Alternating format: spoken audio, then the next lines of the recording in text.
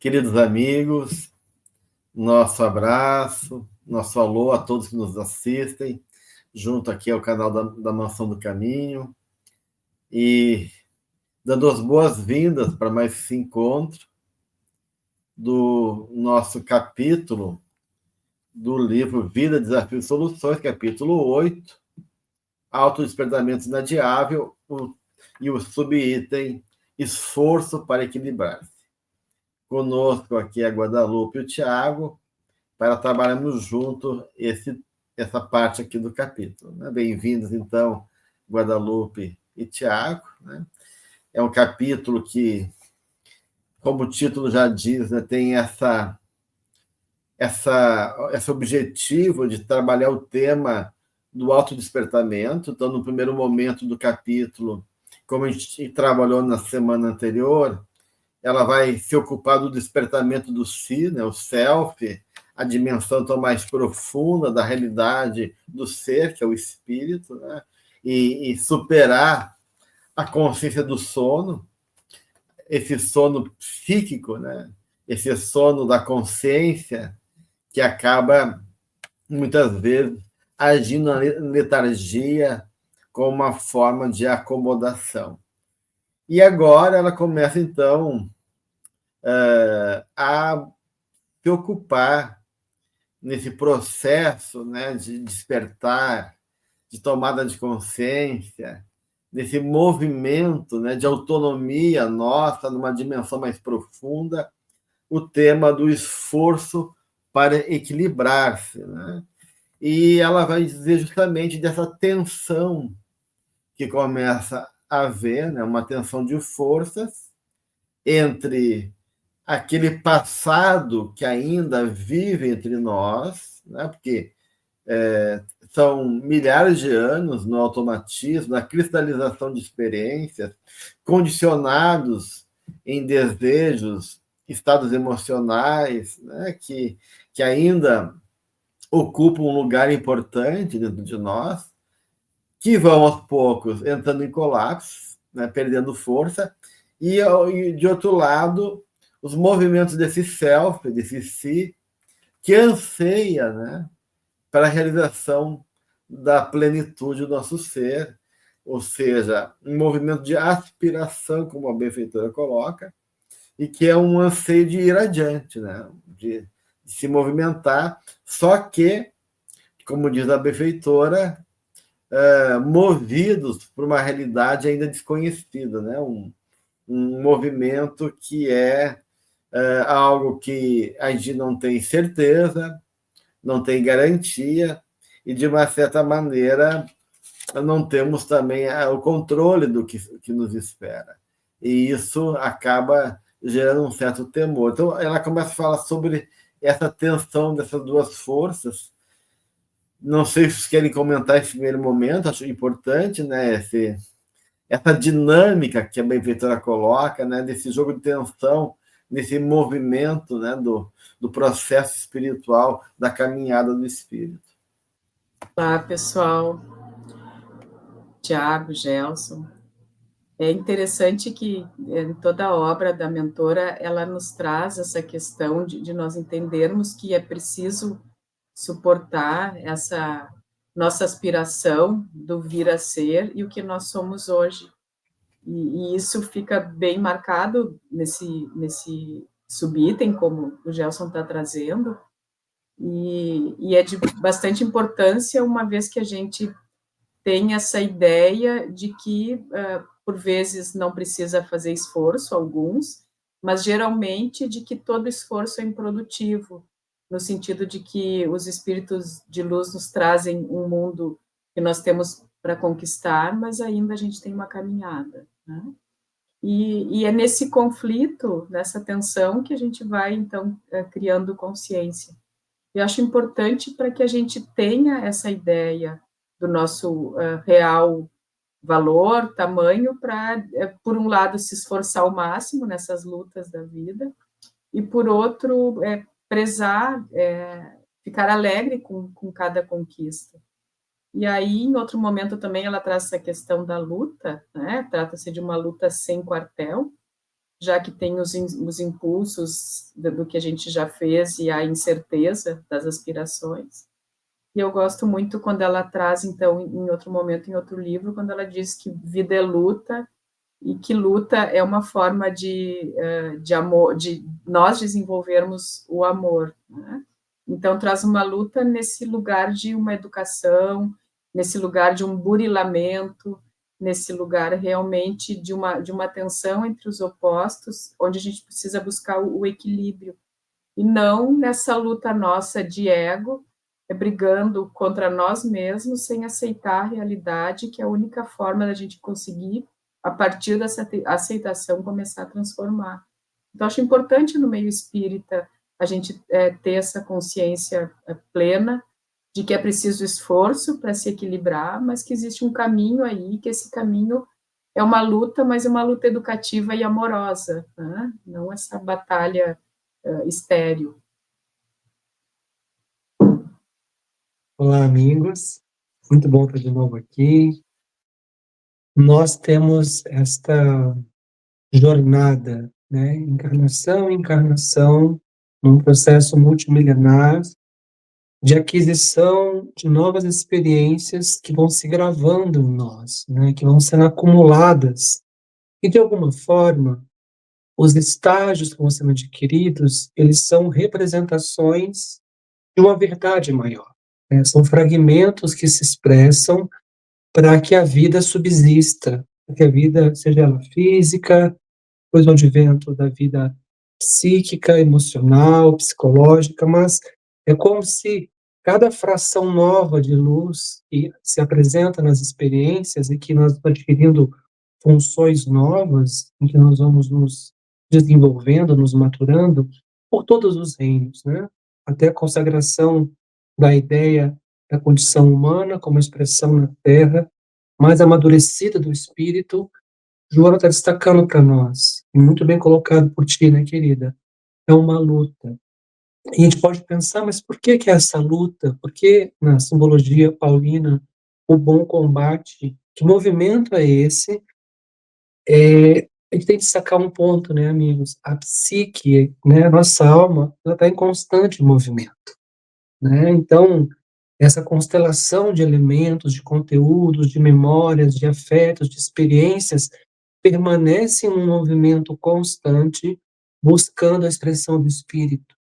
Então, luta sem quartel envolve uma imagem de uma dinâmica que é constante. Nós podemos, é claro, muitas vezes adaptados, muitas vezes já cristalizados no que já realizamos, e que às vezes é uma plataforma de segurança para nós emocional, a não nos aventurarmos para um mais além, para um devir que nós, eu não sei muito bem o que é isso, os espíritos falam, Jesus deixou como representação do reino dos céus, mas às vezes nos confortamos numa posição, e às vezes passamos em muitas encarnações, né, ali alojados, né, e assim como os espíritos, assim como Jesus, Joana diz, não, tem algo mais além, tem algo mais belo, mais perfeito, mais aprimorado, que leva a um lugar, um estado de alma que ainda vocês não conhecem.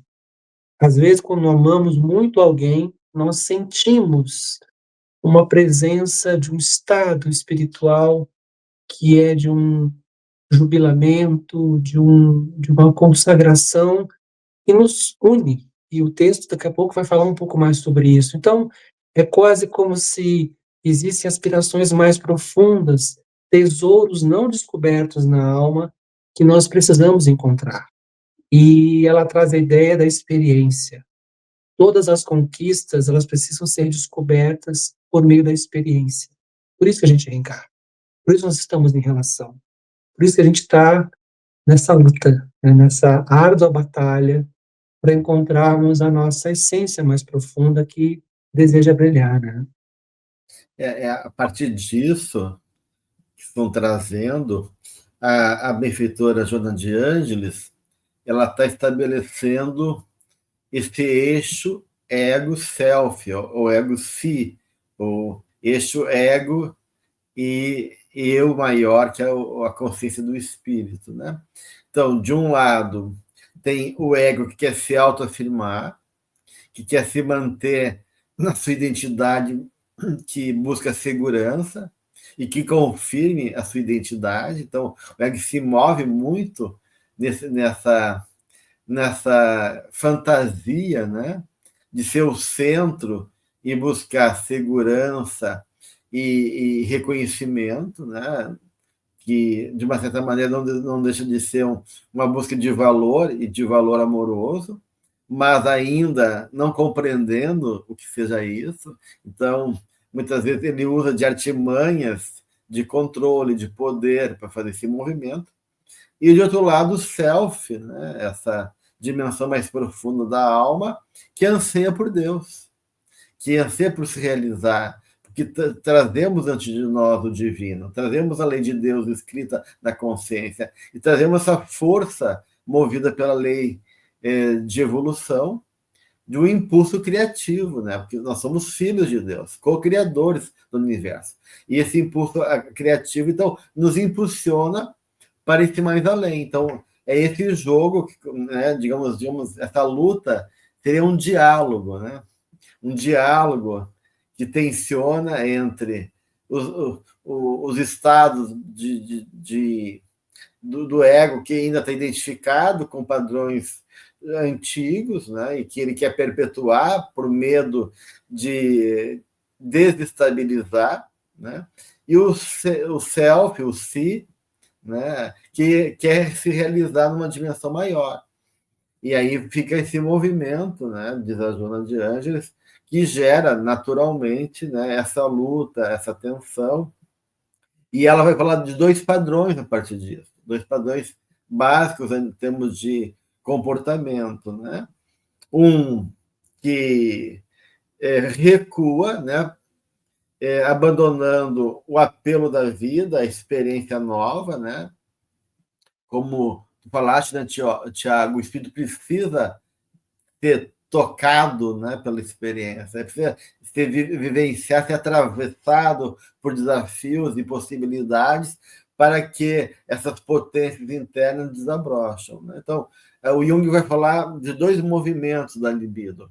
A progressão da libido, que quando a libido está voltado para o futuro, voltado para a adaptação do mundo, para as conquistas que a vida nos apresenta, e a regressão da libido, quando a energia se volta para dentro para poder contemplar as necessidades internas.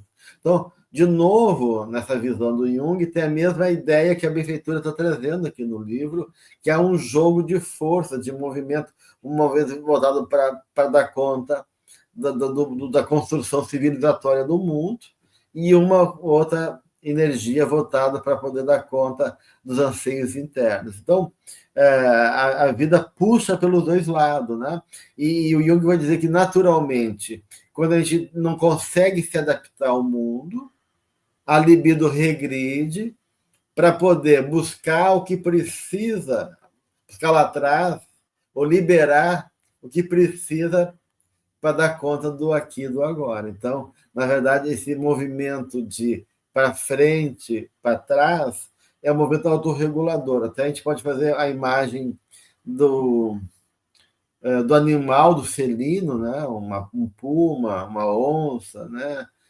Que recua para melhor saltar. Então, esse movimento, às vezes, é um movimento de poder pegar fôlego e buscar elementos que nos faltam, ou elaborar questões para poder fazer o movimento. Só que, diz a benfeitora aqui, que muitas vezes esse medo regressivo, que não é patológico, que não é negativo, se torna uma forma de fuga da vida.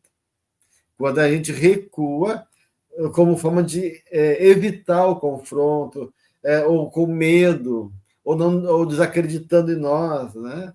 E aí acabamos, né, diz ela, se entregando a um amolecimento, ou seja, um estado de passividade, de não ter uma fantasia ou motivações de ir para frente. A gente quer ficar acomodado, protegido no lugar que a gente se encontra. Então, isso seria um extremo dessas polaridades. E outro extremo da polaridade é quando a pessoa se joga de maneira impulsiva, tem um trabalho estratégico adequado, né? E se move de maneira ansiosa, né? De maneira irracional, diz a Joana de Ângeles, buscando, dessa maneira ansiosa e irracional, um esforço muito grande com pouco resultado, né? Porque uma que não tem como chegar onde ele almeja de uma hora para outra.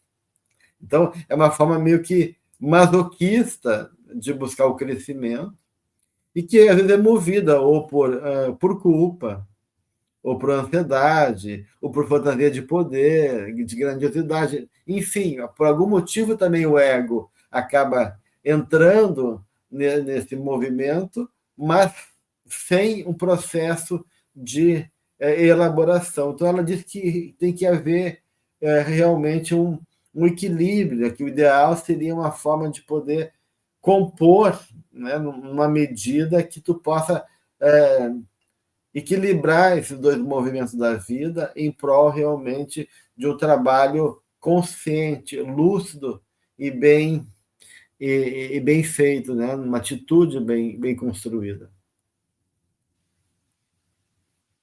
Destacando essa questão de identificar os recursos que nós temos. Então, ela traz ali que o equilíbrio e a harmonia entre ao que se aspira, o que se faz e como se comporta emocionalmente, sem ansiedade pelo que deve produzir, nem conflito por aquilo que foi conseguido. E ela segue elaborando um pouco mais, então chega esse momento onde ela aí nos ensina. O equilíbrio resulta da identificação de vários recursos adormecidos no inconsciente profundo, que, penetrado, abre campo para a conscientização dos deveres e responsabilidades a desempenhar. E aí fala que isso é um trabalho constante. Então, isso eu acho interessante, porque nesse momento, nenhuma busca egóica, desenfreada, né?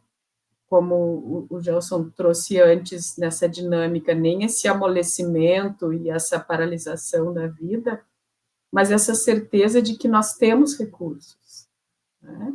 E que a gente precisa encontrar o equilíbrio realmente com um esforço próprio que vai gerar essas tensões entre esses dois polos, o que nós somos e o que aspiramos ser.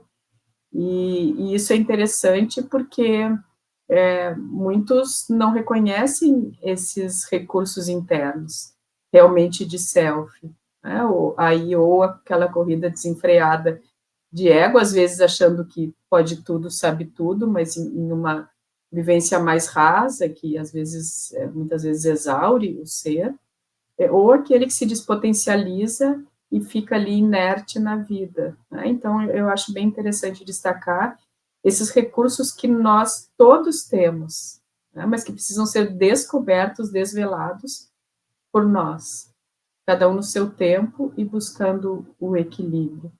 E depois ela vai, enfim, ela segue, né, citando alguns pensadores, que também é interessante. Uma vez eu ouvi uma entrevista com um trabalhador que era contemporâneo do Chico Xavier, lá na Casa da Prece. E um dado momento da entrevista, ele começou a se emocionar e a chorar, e dizendo assim: eu não consegui acompanhar a capacidade de amar do Chico. Ele era capaz de fazer gestos, ter ações perante circunstâncias muito ásperas, que eu via que eu não dava conta. Porque enquanto ele se aproximava da experiência, da relação, das pessoas, das circunstâncias, eu me via no movimento de me afastar, como que a rejeitar aquilo. Então, quando a gente constrói uma ideia do que a gente aspira, ou que a gente deseja realizar, é preciso que a gente tenha uma espécie de uma consonância ou um equilíbrio entre o que nós estamos desejando, como estamos realizando esse processo E aí tem um ponto que eu acho que é interessante, que é a resposta emocional, ou como que emocionalmente nós estamos realizando este ato, diz muito mais verdadeiramente quais são as nossas condições nesse atrito relacional com a experiência. Então, às vezes, eu falo assim, eu acredito que eu preciso perdoar quem me feriu, né? Eu tenho que perdoar, mas só o fato de, muitas vezes, se exigir uma ação de perdão, emocionalmente nós não sustentamos isso, porque perdoar envolve uma dimensão emocional, né, que é uma dimensão de amor. Então, se aquilo que eu estou desejando e eu estou tentando realizar provoca em mim conflitos internos, eu tenho respostas emocionais de ansiedade, de angústia, alguma coisa não está bem. Talvez esticamos demais ou colocamos um metro, uma régua de alta exigência que torna-se muito estressor o processo, né, de realizarmos, de buscarmos este equilíbrio e que produz naturalmente, né, um caminho de amadurecimento. Então, Joana destaca, se nós não encontrarmos, não compreendermos quais são os nossos limites, até onde eu consigo ir, e trabalharmos a partir dessa dimensão, me lembro muito da proposta da zona proximal de desenvolvimento do Vygotsky, né? Até a partir do ponto que, até que ponto, a partir desse ponto eu consigo um pouquinho mais, né? Então a gente tendo humildade de reconhecer como é que está a nossa capacidade de agradecer, de perdoar, de nos reunirmos, de acolhermos a crítica, nós vamos entendendo como está a nossa capacidade, do que a gente aspira, como que a gente age, e a modulação emocional vai dando um tom para nós, e como é que está esse processo. E é importante que nós sejamos honestos conosco em relação a esse lugar, né? Acho que é muito importante isso. Está falando, né, desse senhor, e eu estava lembrando também da própria realidade do São Francisco de Assis, né? Joana tem um texto, um capítulo sobre justamente a sombra de João, que se reflete depois na encarnação dele como São Francisco, e ela fala que a sombra de João é o anseio de ser igual a Jesus, né? Então, e isso assim, com que ele quisesse ser mais do que ele podia ser, né? Ele não estava tranquilo.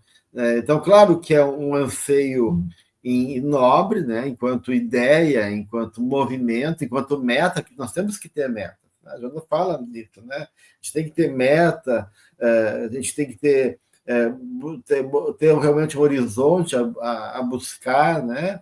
Ter algo que nos direcione a vida enquanto uma conquista, né, um valor e assim por diante. Então, metas são importantes.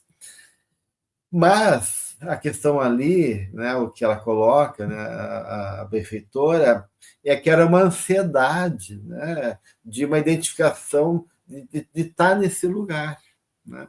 E aí a gente vai ver que esse resquício de João, enquanto sombra dele, está presente na pessoa de Francisco, porque ele quer servir, ele se coloca um menor de todos, mas ele está sempre se punindo, se cobrando e se desmerecendo como se ele não estivesse fazendo o melhor. E tem momentos que ele fica em crise, num estado de dor emocional, de dor psicológica, espiritual, diante desses momentos de impasse, né? Como se tivesse a obrigação de dar conta disso. E aí, Clara tem um papel muito importante na relação com o São Francisco, porque ela vai mostrando que ele não tem que se ocupar disso, que é uma onipotência ele querer dar conta disso, porque as coisas são de Deus, e que, na verdade, ele tem que se entregar. Te entrega, Francisco, né? Até ele compreender isso, né? E aí, quando ele se entrega, então, realmente, ele tem as marcas, as chagas do Cristo, né? Então, ele consegue, né, esse prêmio espiritual de se tornar, em alguma medida, um Cristo também, não Jesus, mas um Cristo no sentido do lugar que ele vai atingindo pouco a pouco do ponto de vista da nobreza espiritual dele. Então, como é interessante isso, né? Ele já é um espírito de luz, né? Mas como a gente carrega, né, questões nesse processo que demonstra o quanto é difícil realmente regular esse movimento, né? Mas que, né, um passo para frente, um passo para trás, a gente vai fazendo essa dança, né? Até que essa dança seja uma dança harmônica e realmente bonita, de maneira a fazer um movimento legal, né, na vida. Eu te ouvindo, fui lembrando da nossa Clara Juana Inês de la Cruz, que ela se intitulava a pior de todas, né? Ela dava esse eu, a pior de todas. E o quanto essas vidas se cruzam quando a gente tem Clara de Assis ensinando, assim, trazendo a Francisco de Assis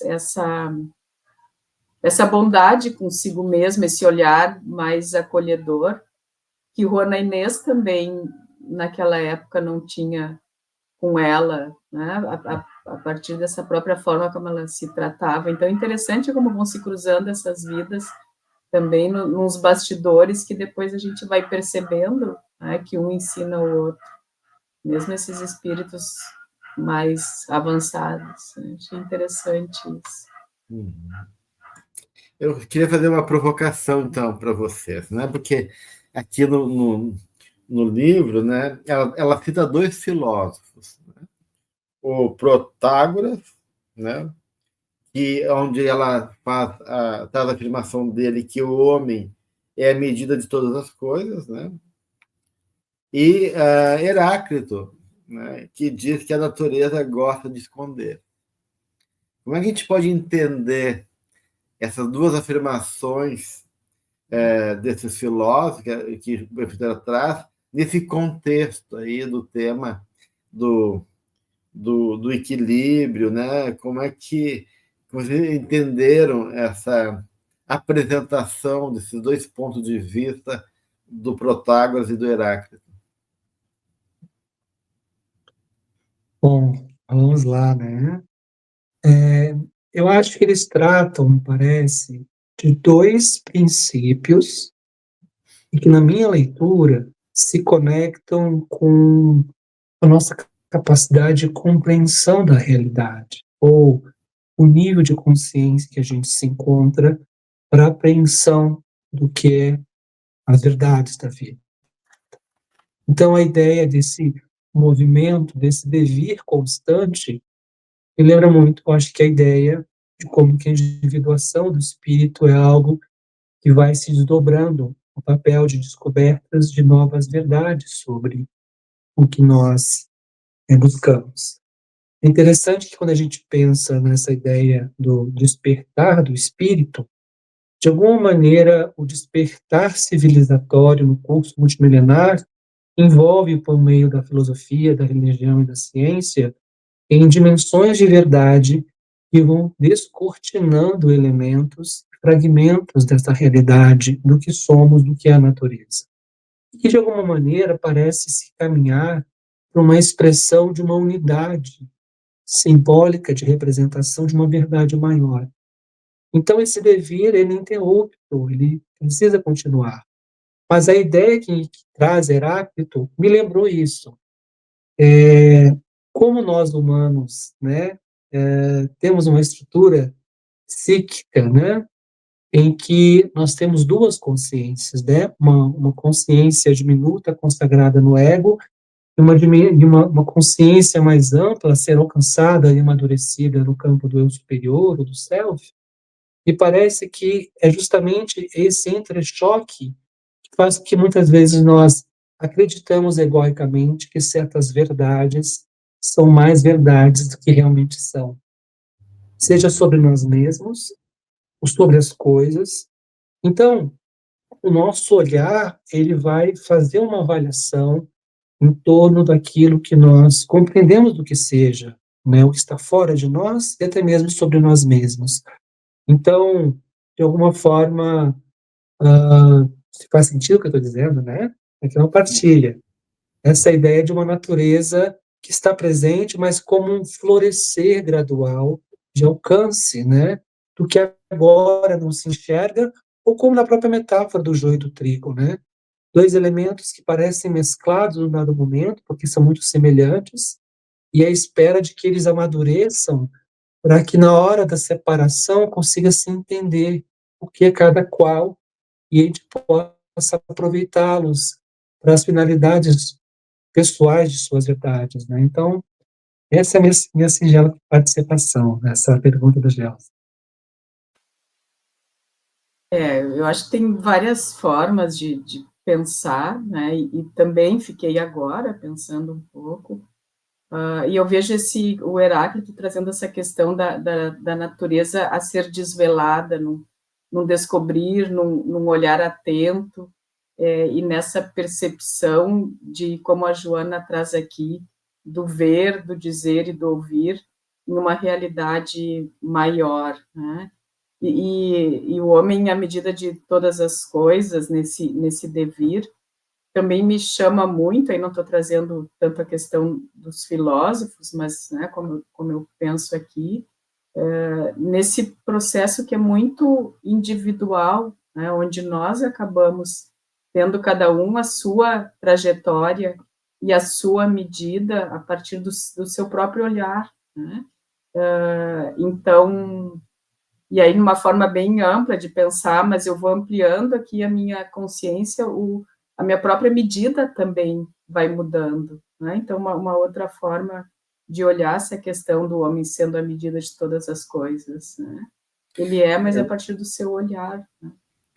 Eu fiquei pensando no que a Joana, desde o Jesus da atualidade, ela apresenta Jesus como a imagem do homem integral, né? Então, a ideia da humanidade, a humanidade de Jesus no Jesus da atualidade, depois esse tema vai voltar nos vários livros da série psicológica, como Jesus como essa meta mesmo, né? Jesus, quando ele chega na Terra, ele nos autoriza a fazer a caminhada que ele conquistou. Olha, vocês agora estão maduros o suficiente para poder realizar a humanidade em vocês. Então, ele é o protótipo do que é de mais perfeito e da condição do humano. Então, aqui é o homem como medida, não é o homem comum, é o homem enquanto humanidade, né? Nossa humanidade. E, claro, a gente não é mais animal, a gente não é mais o instinto. Então, a medida é o homem, mas esse homem, como medida, ele se realiza no Cristo. E por isso esse dever, esse homem em nós não está completo, né? É a nossa medida, mas enquanto esse movimento que está se expandindo em busca cada vez mais que essa humanidade apareça acima da barbárie, porque a barbárie humana ainda, né? A barbárie está muito presente dentro da gente. A gente é pouco humano, né? Na verdade, tem esse verniz, esse tom de humanidade, mas ainda não é uma coisa que foi conquistada, né? E aí tem o Heráclito, que tem essa frase, né? A natureza gosta de esconder-se, tem outras complementa a natureza, se encanta com a natureza, né? Então, né, tem várias frases que mostram, né, esse jogo, né, meio de hermético, né, da natureza, aquilo que ela revela, ela está, na verdade, escondendo. Aquilo que ela esconde, ela revela ocultando, né? Então, essa ideia, né, que, de uma certa maneira, a gente pode comparar, né, que nem tudo que reluz é ouro, né? A gente tem que realmente refinar o nosso olhar para reconhecer o que é verdadeiro. E ela fala exatamente isso, né, que a nossa natureza, né, ela está ali, ela tem que ser mobilizada, ela tem que ser despertada. Ela não vem de uma maneira até porque o ego está confundido, né? Esse ego desatento que ela diz aqui, né? Que se perde em tantas diversões e atrações, né? Não tão interessantes, e perde o que é essencial, né? Então, isso que tu está falando, né, Guadalupe, né, que do poder realmente ir desvelando, né, e poder reconhecer que o limite do olhar, né, é essa capacidade de a gente poder realmente tomar consciência do que nós somos, do que é a nossa verdadeira natureza e reconhecer ela. Esse é o desafio aqui. É profundo, porque, de fato, muitas vezes, quando a gente tem estudado sobre o sofrimento, né, ou a própria dor na experiência humana, muitas vezes confundimos a dor como um empecilho do processo evolutivo. E muitas vezes, até fazendo justiça à nossa capacidade consciencial, muitas vezes nós julgamos que um sofrimento advindo de uma experiência, ele parece que nos testa e nos dobra, e nós nos sentimos injustiçados, perdendo o foco muitas vezes que certas experiências que fazem parte da experiência do viver, né, do estar reencarnado, elas são oportunidades. E essa capacidade de ressignificação faz com que muitas vezes a gente não compreenda, né, onde de fato está a natureza, um processo de revelar ou desvelar das de verdades da vida. Então, para nós que somos espíritas, nós somos herdeiros de uma psique em que sempre identificou o mal como um processo a ser reprimido, né, rejeitado, esquecido, e hoje nós somos convocados a uma reflexão psicológica de que o mal, ele é um caminho pelo qual nós podemos encontrar tesouros sobre nós mesmos. Aquilo que a gente não gosta, né, o que nós chamamos de sombrio, da nossa sombra, na verdade, pode ter potenciais ali importantes. Então, por exemplo, alguém muito tímido e que acha que para ele se expressar ou se posicionar não é um lugar importante na vida, e ele fica naquela posição passiva de não relacionar-se emocionalmente com a experiência, a arriscar-se. Quando permite-se, em dado momento, a irromper, a manifestar-se, ele pode, muitas vezes, pela falta de experiência emocional, transgredir usando a assertividade como uma forma de expressão de violência. Então, é uma espécie de uma descoberta de um potencial de ser ativo perante a vida, de manifestar-se, de posicionar-se, mas que precisa, como diz o texto, de um processo de reequilíbrio neste lugar, da forma como essas forças se expressam. Então, é quase como se o que antes parecia escondido e que fazia parte da natureza está se expressando, está sendo descoberto. E é importante a gente pensar a maneira como nós desenvolvemos isso, né? Ela vai trazendo a questão das leis do equilíbrio, e esse nosso encontro traz muito a questão do equilíbrio nessa renovação, né? E aí nos chama a atenção para a questão do campo moral. Então, isso é algo bastante profundo, porque aí a gente está trabalhando com valores realmente, né? Vai saindo desses exemplos externos, e claro, eles estão interligados, mas ela vai dizendo assim, no campo moral, trata-se da capacidade de medir-se os valores que são adequados à paz interior e a necessidade de prosseguir se evoluindo sem os choques decorrentes das mudanças de campos vibratórios e comportamentais que todo estado novo produz no ser. Então, esses conflitos, esses choques, até que se chegue ao equilíbrio, eles são em todos os campos, e também, e inclusive, talvez principalmente no campo energético e vibratório, né? Então, é importante a questão do comportamento, enfim, a gente vai começando de onde dá, mas esse entendimento de que é uma mudança realmente profunda, né, que impacta a nós e a quem está próximo ou longe nessa relação que nós temos com o todo, né? Então, essa mudança de campo vibratório eu acho muito importante, ainda mais nos dias que a gente está vivendo, né? E esse esforço que se precisa fazer para se equilibrar, né? O esforço é o meio é o meio eficaz para a autorrealização, o prosseguir desperto, né? E isso é um compromisso, né? É uma responsabilidade nossa e uma não sei se prova é a palavra, né? Mas uma afirmação do nosso entendimento do amor divino por nós e nós criados imagem e semelhança e sendo também filhos do amor, né? Dando aí a nossa contribuição. Eu acho muito bonito. Ela chama isso, né, Guadalupe, de uma ação bem direcionada, né? Esse compromisso, esse movimento, esse esforço para se equilibrar, como está colocando aí, né? E aí ela entra na questão de um trabalho, né?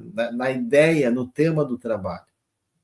E aí eu queria pegar a questão da cruz, né? A cruz como um símbolo de totalidade, né?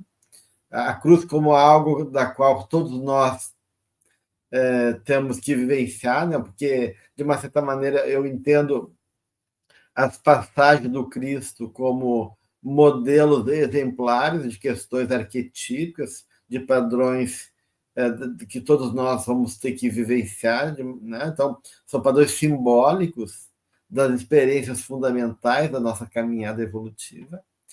Então, a cruz é um momento especial na vida do Cristo, né? Então, e ele vive a cruz, ele fica suspenso na cruz, né? E então, de certa maneira, em algum momento nós vamos ser crucificados, e essa crucificação é poder realmente viver essa tensão dos opostos e suportar essa tensão para poder equilibrar, né? E aí ela fala, então, dessa imagem da cruz, né? Que existe uma via vertical, né? A linha vertical, né? O tempo vertical e o tempo horizontal. Então, os dois tempos, né? Os dois movimentos formam a cruz, né? Então, eu acho muito bonita essa imagem da cruz como um símbolo da totalidade, de todas as direções do pontos cardeais, norte, sul, leste, oeste, em cima e embaixo, né? Então, ela está trazendo aqui realmente algo que é muito fundamental do ponto de vista da nossa experiência humana, né? A gente tem uma dimensão horizontal, todos nós temos quando reencarnamos, né? Que é, de uma certa forma, essa vida do aqui e do agora, essa vida de que eu acordo, tenho que ir na padaria comprar pão, tenho que escovar meus dentes, tenho que trabalhar, tenho que me relacionar, né? Me ocupo, né? Ou tendo uma família, ou tendo um outro projeto, solteiro, com alguma coisa, com uma atividade, ou seja, o mundo horizontal é o mundo dessa progressão da libido que o Jung falava, né? Que é dar conta do trabalho externo, dos apelos da vida, dos desafios, das engrenagens da sociedade, da cultura e da vida material com todas as suas imposições. Então, a gente não pode fugir disso. Mas ela diz, mas a vida não é só horizontal. O tempo não é só horizontal, não é esse do acordar todos os dias e entrar na rotina, né? Existe um atravessamento de um tempo que é o tempo dos deuses na mitologia grega, né? Na mitologia grega existe o Cronos, que é o tempo dos homens, e o Kairos, que é o tempo dos deuses. Então, existe um tempo vertical.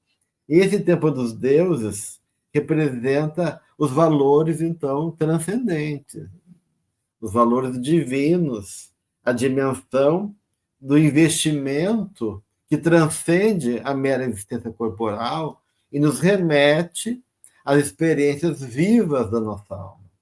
E ela fala da viagem interior, que é ilimitada, né? Que envolve a nossa natureza interna, que envolve a questão dessa dimensão realmente da consciência, da descoberta da nossa dimensão mais profunda, enquanto valores, né? Enquanto ética, enquanto beleza e enquanto amor.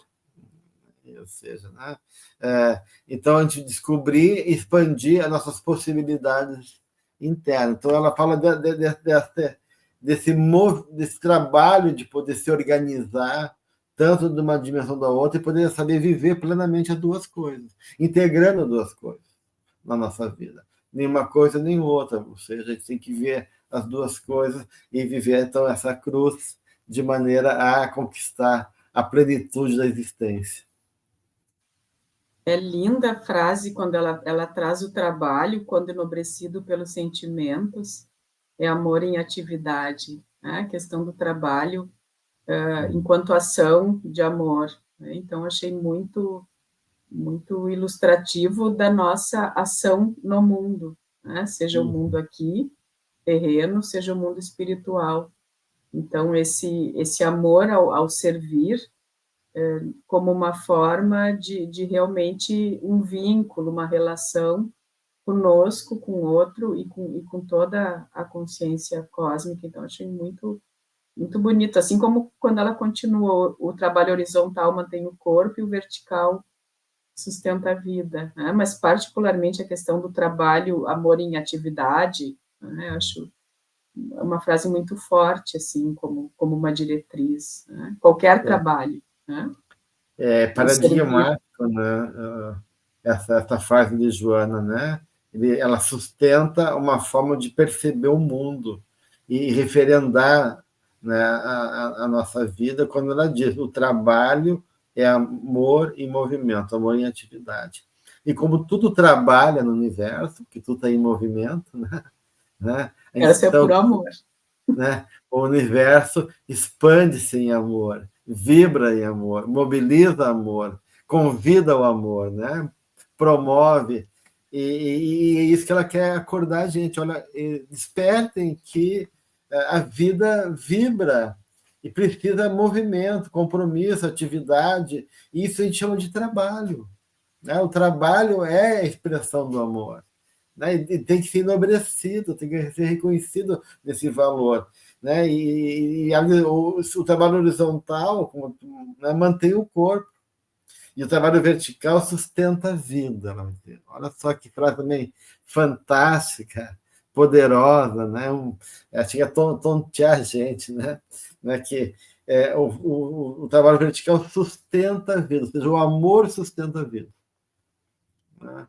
O amor que realiza nesse trabalho desinteressado, de doação, de cooperação, e assim vai. Né? Eu achei fantástica essa parte aqui.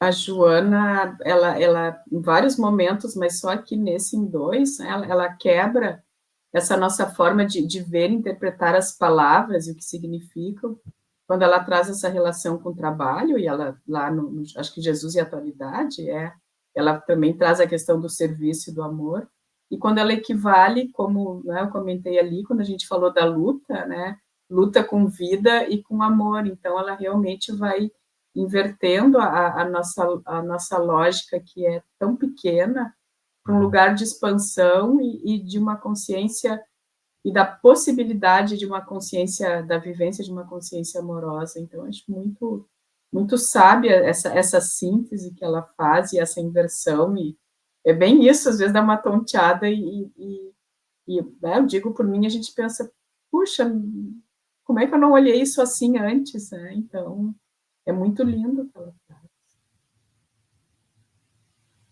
É muito bonita a imagem, né? A ideia dessa representação de que seja a atividade que acontece no campo dessa horizontalidade, né? Que ela traz a ideia da materialidade da experiência que nos exige inteligência, uso da razão, da força, mas aqui eu acrescentaria, tendo em vista que é uma dimensão dessa horizontalidade, que é uma dimensão que dispõe essa tensão, que é uma ideia da ética. Então, nós temos uma dimensão moral presente nesse processo também, que em caráter resolutivo desses tensionamentos e da forma como isso se desdobra no campo humano, em realizações que promovem, né, coletividades, promove o indivíduo E eu gosto da expressão reino de Deus, ou reino dos céus, na ideia que tem a ver com esses dois eixos, né, vertical e horizontal, sendo que esse pilar das chamadas relações sociais envolve a ideia de como nós desenvolvemos a partilha dos bens da terra, dos frutos do trabalho pela inteligência, mas que de alguma forma, como ela diz, tanto um quanto o outro, e o vertical, a ideia do amor que nos interconecta, tanto um quanto o outro são realizações, quando do amor, pelo amor, eles enobrecem a experiência. Então, tanto um quanto o outro parece que precisam encontrar um caminho de equilíbrio para que a gente possa, né, promover esse amadurecimento. E outro ponto que me chama a atenção, que eu acho que é muito importante, é uma passagem que a gente passa a entender que, muitas vezes, trabalhar significa louvar a vida. Trabalhar, muitas vezes, representa orar a Deus, que é orar pela criação. Então, é como se, mesmo na horizontalidade, é possível que a gente esteja realizando a obra divina, né?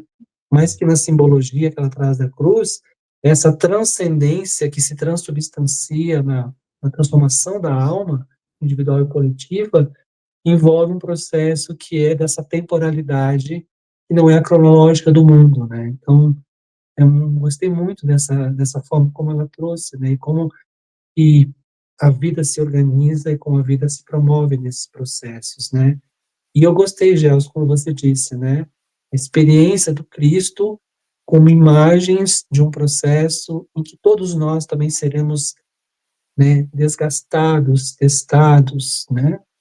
E como é esse constrangimento egóico que a gente passa em vida como uma promoção de novas etapas de consciência, de devoção à vida, de engajamento na vida, e ele, o ego sendo, né, macerado para a expressão desse Cristo interior.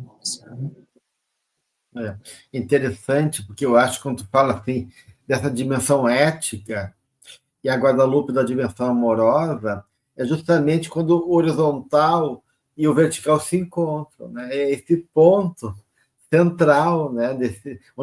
Porque daí o trabalho se torna sagrado, né? E o sacrifício, né? Pode acontecer, o sagrado ofício pode acontecer, ou seja, o trabalho horizontal se torna um trabalho de alma também, né? De servir, de realização também do espírito, e aí as coisas não têm mais diferença, né? Horizontal e vertical, porque se encontram justamente nesse ponto aí, aonde a tarefa se une a um sentido maior. E aí o trabalho não é o peso, o que é pesado, ou só para ganhar dinheiro, ou o status, né? O trabalho se torna realmente uma realização onde a alma pode servir também o que é maior, né? Seja no meu trabalho feito com amor, né? Feito com devoção, seja com seriedade, com compromisso, com ética, né? E aí realmente a gente está unindo os dois eixos, vivendo os dois eixos simultaneamente. E a Joana tem uma outra passagem muito bonita, ela diz todo trabalho, ela falava do trabalho mediúnico, né? Mas isso vale para todo trabalho, que todo trabalho mediúnico, se feito com amor, não cansa. E é verdade, né? Se a gente consegue fazer o trabalho com amor, nessa dimensão maior, não deve ter.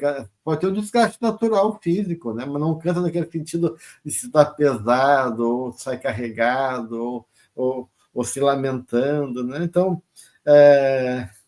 ela fala que o equilíbrio que se aura enquanto se serve permanece como marca de progresso, como lição viva do despertar, né? Não se fadigando, nem se deprimindo quando não sucederem os propósitos conforme anelados, porque não é tanto a tarefa enquanto resultado, né?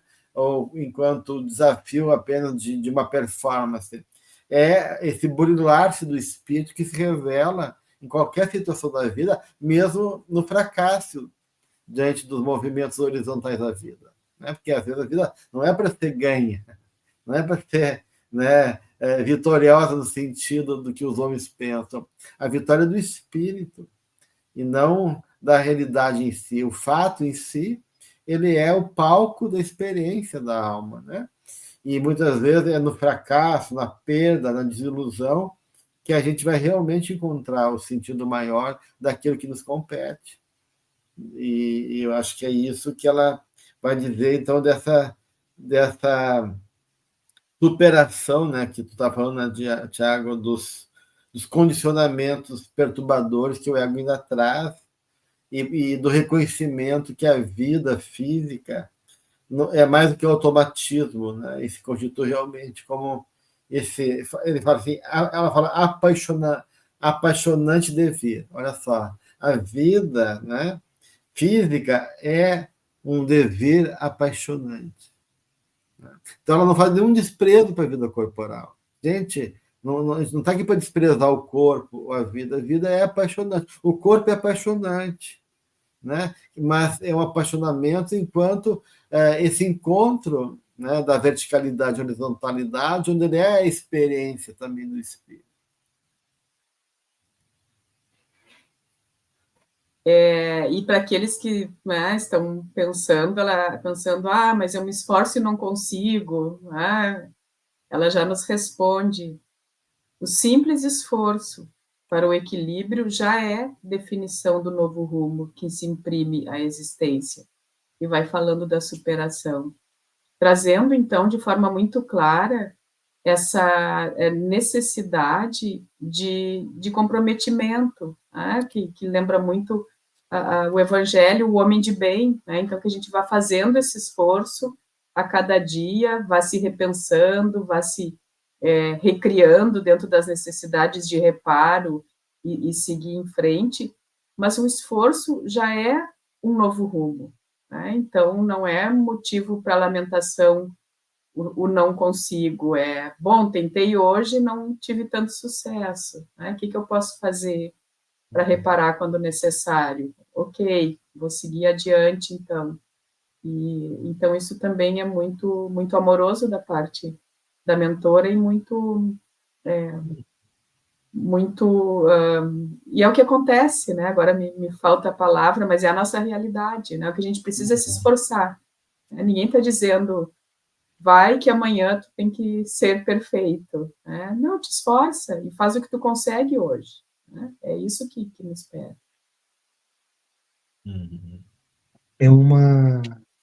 Esses dias uma amiga me disse assim, eu sei que eu sou teimosa e vou continuar teimosa. Eu disse assim, olha, teimosia é diferente de tenacidade.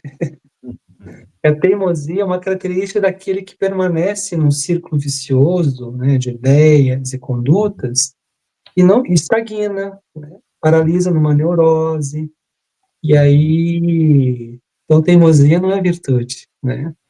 Essa ideia de persistir, vontade, esforço.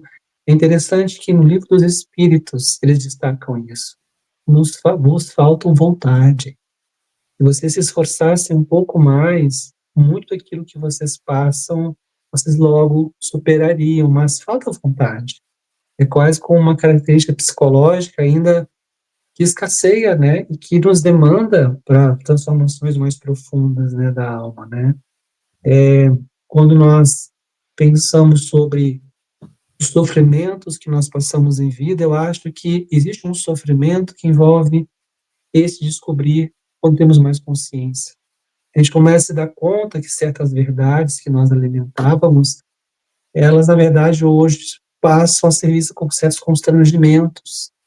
E abdicar de certas ilusões é sofrido quando nós ficamos muito tempo presos a essas certas realidades e verdades. Então, para esse lugar novo de mais crescimento, mais vontade, nós precisamos nos esforçar. E a gente pode se esforçar no sentido, como disse muito bem você, né, Gelson, esse ponto de cruzamento dessa cruz, de um ponto de convergência, em que a alma se promove num sentido ético, de consagração da vida, e algo que Emmanuel disse lá em Pensamento e Vida, ele disse assim, quando terminar o dever, aí começa a abnegação. É quase como se, diante da realidade que nós vivemos, das nossas obrigações, cumprir os deveres a nós destinados é uma regra comum. o que está além desse processo que nós nos entregamos, ele qualifica isso como abnegação, que é uma face do amor. Então, o amor é algo mais que vem para além apenas daquilo que a vida nos exige, comumente as nossas obrigações e deveres, né? Qualifica a experiência de uma forma mais profunda.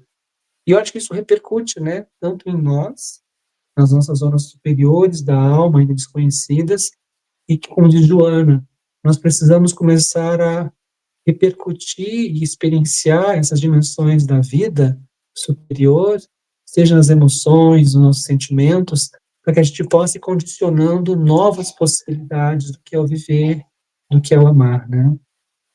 Com certeza. E aí realmente a vontade, ela é um misto de fatores onde a nossa potência é reconhecida e tem uma questão de amor próprio, né? De autoestima, né? Porque para poder ter vontade e movimentar nossas energias, a gente tem que acreditar na gente e nos amar. Então, tudo isso está, de uma certa maneira, integrado. A diferença dessa teimosia que tu falava, né, Tiago, enquanto um esforço rígido do ego, e a tenacidade, o esforço, enquanto essa consciência firme, amorosa, confiante, fé e etc., que faz dessa vontade algo precioso e realmente poderoso, né? Muito bem, nosso tempo já está finalizado, né? Então, só queria dizer para vocês que aquela questão que eu trouxe hoje sobre a soma de João não está na série psicológica, mas está num outro livro de Joana, um dos últimos dela, que é Mundo Regenerado, que é muito bonito. Então, eu sugiro vocês a terem esse livro e lerem, porque tem muita coisa interessante nele. E também convidar todos a continuar no nosso estudo, que a gente vai daí encerrar no próximo encontro, capítulo 8, né? Tem mais 2 itens, né, que é justamente agora, ela vai trabalhar a questão da disciplina da vontade, então é um tema que é justamente o tema que a gente está encerrando aqui na nossa conta de hoje, e também ela fala sobre ações libertadoras. Muito obrigado, Guadalupe, Tiago. Obrigado a todos que nos assistem. Que Jesus nos abençoe e até o nosso próximo encontro.